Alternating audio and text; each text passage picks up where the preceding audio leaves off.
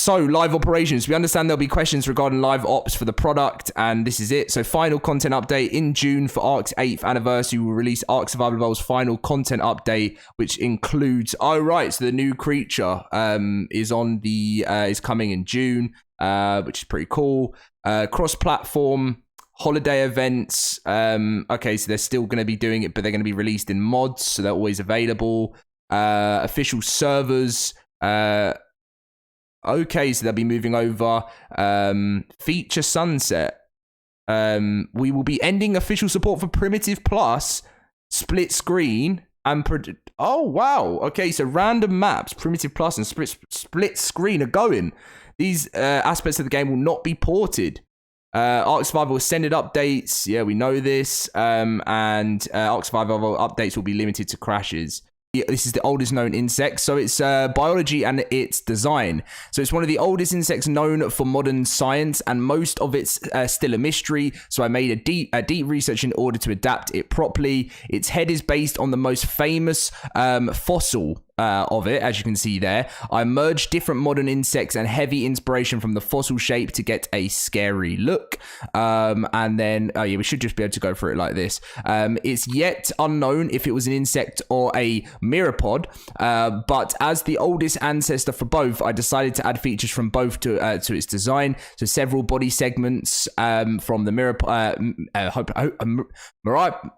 Okay, just give up. And also the insect type look. Its wings are based on the Caligos wings, which uses owl eyes as a form from of a mini cry to look dangerous.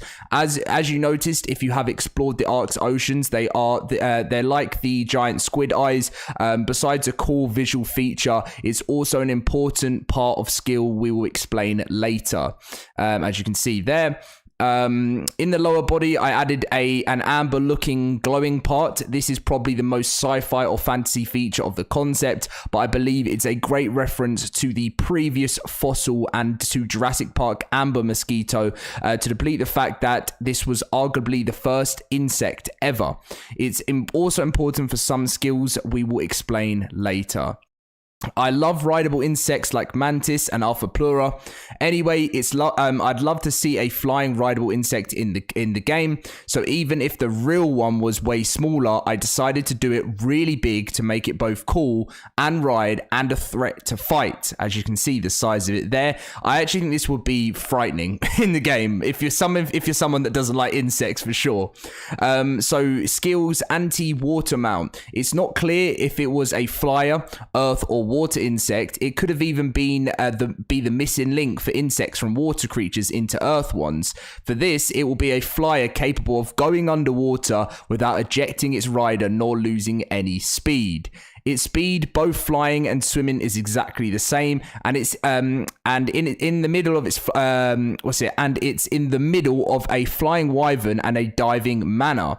It's meant to excel at fighting, traveling, and carrying. Its weight stat is higher than a wyvern's, but lower than an RG or a Quetzal. Its speed is pretty average while walking or running on Earth, so it's pretty slow when it's walking or running. Heavy carrier, while on Earth, it can carry up to 2 medium creatures up to the ankles by holding left or right mouse respectively, like a crab, the giant crab. Those creatures are kept even after starting to fly, swim, or landing. Holding the proper button drops them, so you can see the little design here. While flying or swimming, it can carry earth, air, water creatures up to a Rex or a plesiosaur. Look at that, with the picture of a Rex and that is crazy. By holding the right mouse button, but it will use all of its legs. That creature is dropped if you land. Drop the grabbed creature by holding right mouse button again. In both cases, creatures won't be dropped while changing between air or water, except water creatures will instantly die if you take them out of the water. So it's sort of battle cry, I'm guessing. So the eye spots in its wings resembling the it's pretty similar to what's its name? I can't actually remember. They're similar to something in ARK already, resembling a squid. Make it ignored by any other water creature unless attacked. This effect doesn't apply on Earth or air, but you can press C on Earth, flying or underwater while not carrying a creature to open and shake its wings while roaring to resemble a giant head and scare, and you can basically immobilize any creature in the area in front of you for 5 seconds. Scared creatures are immune for a few seconds to be scared again. It doesn't work on bosses. To mimic that's pretty cool. So you can basically camouflage. So to mimic a squid, both wild and tamed swim like a squid while carrying a creature or while not sprinting underwater. They use its wings as a head and its legs as tentacles. It doesn't have an oxygen stat. While sprinting underwater, they swim the same way they fly. It can't be grabbed by an actual squid, though. Okay, this sounding pretty OP, but I'm sure there's going to be some weaknesses. War Mount. They are dangerous to fight. Its saw-like jaws can inflict bleeding and several damage to the creatures and players. It bites with the left mouse attack. For the same reason, they are good at farming hide, meat, wood, charcoal, and organic polymer with the same attack. You can quickly attack and push several enemies at once with its legs by pressing left mouse button. This attack is very weak and it can't be used while carrying a creature with all of the rhino's legs. I keep calling it the rhino, but anyway. You can use both jaws and leg attacks while on ground, air, and underwater. If carrying a creature with all of its legs while flying or swimming, you can use its left mouse button to make a better version of the jaw attack on the grabbed creature, which will receive even more damage. You can also try and pick up the rider of a creature directly with any of the grab attacks.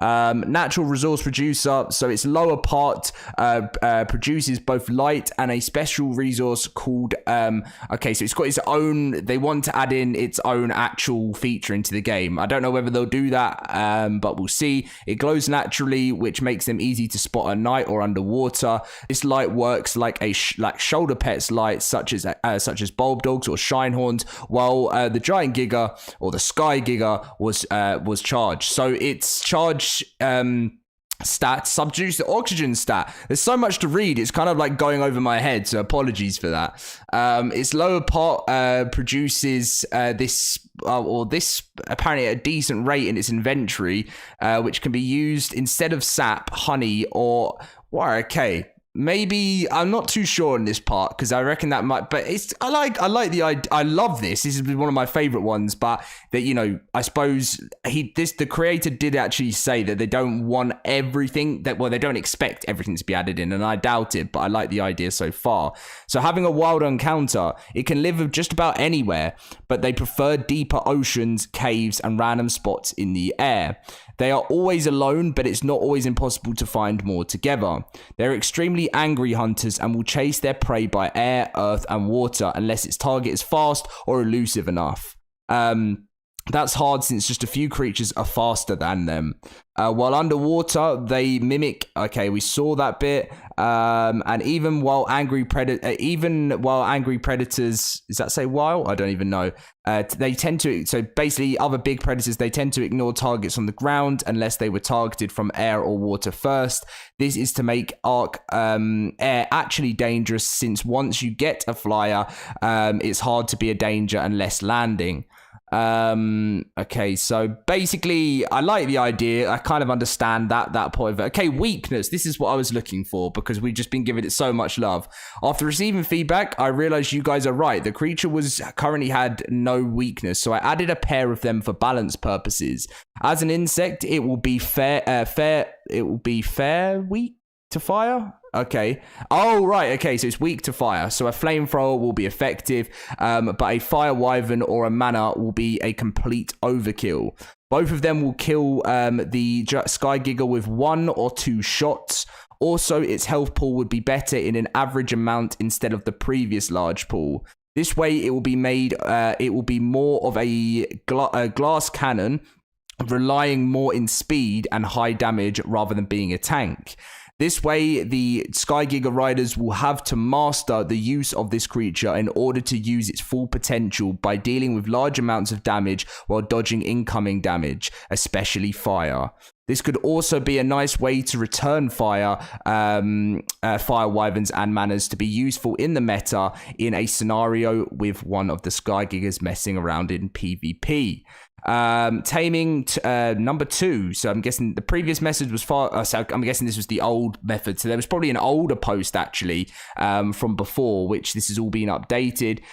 So now you just have to kill a male version to get the essence. You can fertilize a tame or any player by feeding them with the essence. Then you have to find a female and damage her to less than 10% of health. If there was a fertilized creature nearby, the female will grab it and use its special attack similar to the Reaper. Okay, so yeah, I get it. So that's kind of going to be the taming way, similar to a Reaper. Okay, so this is the base levels and stuff. So okay, the baby's base level is the same as its mother. Okay, cool. I really like it. Is the reason I love this so much is how in depth it is, and this one again was really cool to see. So the saddle is planned to be like a motorcycle. So when you actually get one, that's kind of how it's going to look, and I don't think that's a bad idea. I really think that looks cool. It's meant to be like some sort of organic motorcycle engine, and then breeding. Females can manually impregnate your own creatures and tribe mates by grabbing them while flying or swimming by holding right mouse button and then pressing left control while mating is activated. If there is a male nearby with mate activated, it will trigger the same animation to the wild ones. Remember, the host creature will die when the baby is born. And then that's all, folks. I hope you like my creature. If you do, please vote for it. Sincerely, Zick Fried.